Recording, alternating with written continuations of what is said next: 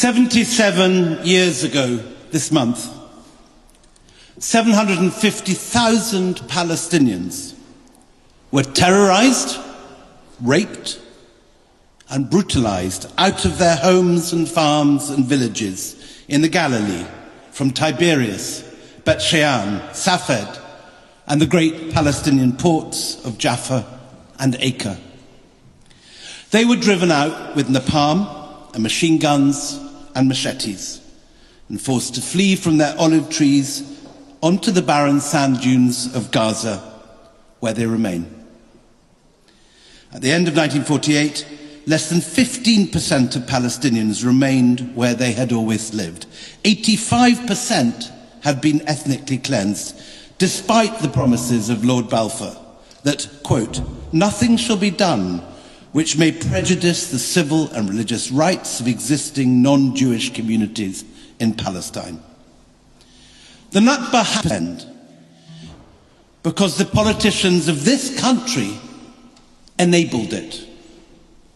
They enabled it with the Balfour Declaration, and they enabled it with 30 years of British colonial rule in Palestine, during which the indigenous inhabitants were disarmed and their leaders arrested and sent to prison camps outside the country. This country has a historic responsibility, more than virtually any other, to see the establishment of a Palestinian state and to provide some protection for the Palestinian people who have suffered what they did because our grandparents' generations regarded the Palestinians as somehow expendable and unimportant. You might have thought that this shameful history would galvanize our government to atone for past mistakes and make good for past failures. Far from it. For our leaders do not know the history of the sufferings of the Palestinians because their story is not taught in our schools. The BBC is too frightened to tell their stories in documentaries or news bulletins. The British people are not taught the dark history of our responsibility for this mess. Instead, we as a country still provide diplomatic cover for Netanyahu's extremist administration, which has made its intentions entirely clear. Smotrich, Netanyahu's finance minister, said last week on television, Gaza will be entirely destroyed and its population will leave in great numbers to third countries. Yet this government has done nothing. It is complicit with the most public and visible of war crimes.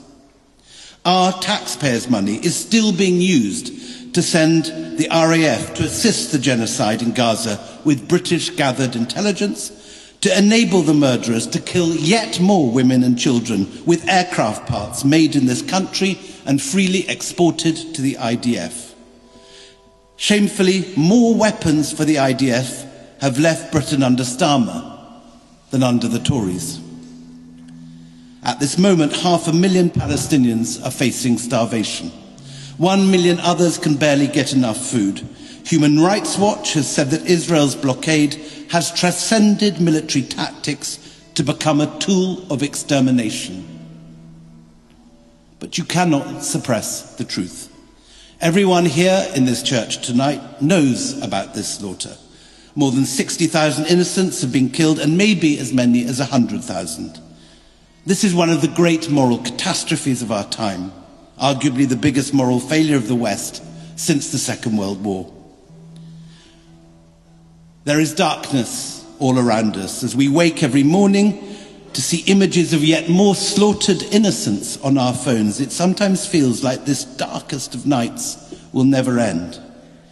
Yet it is in that darkness that we dream best.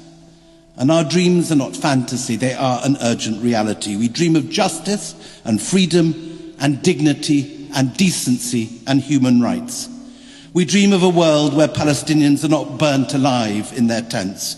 We dream of a world where they are not herded like cattle from refugee camp to await their final slaughter. We dream of a Palestinian state supported by our government, where Palestinians can live in safety and without fear. We dream of freedom for Palestine. Thank you.